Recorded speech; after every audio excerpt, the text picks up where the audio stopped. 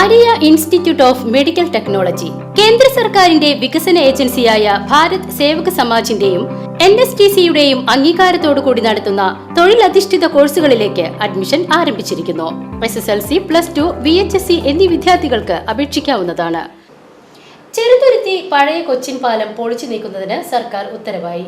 K Radhakrishnan MP-യുടെയും UR Pradeep MLA-യുടെയും ഇടപെടലിനെ തുടർന്നാണ് നടപടി.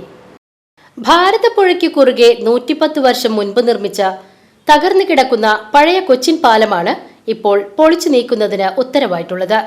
പുഴയിൽ വീണ് കിടക്കുന്ന പാലത്തിന്റെ അവശിഷ്ടങ്ങൾ പാരിസ്ഥിതിക പ്രശ്നങ്ങൾ ഉണ്ടാക്കുന്നതിനാൽ അടിയന്തരമായി അവ നീക്കം ചെയ്യണമെന്ന് UR പ്രദീപ് MLA സർക്കാരിനോട് ആവശ്യപ്പെട്ടിരുന്നു.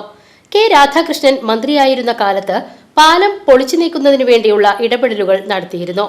ഇതിന്റെ അടിസ്ഥാനത്തിൽ 2 മാസം മുൻപ് പരിസ്ഥിതി ആഘാത പഠനം നടത്തിയിരുന്നു.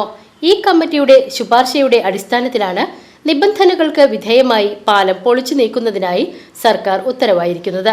പാലം പൊളിച്ചു നീക്കുന്ന പ്രവൃത്തി നിർവഹിക്കുന്നതിന്റെ ചുമതല പാലം വിഭാഗം ചീഫ് എഞ്ചിനീയർക്ക് നൽകിക്കൊണ്ടാണ് ഉത്തരവ്. VCV news, Cheruthuruthy.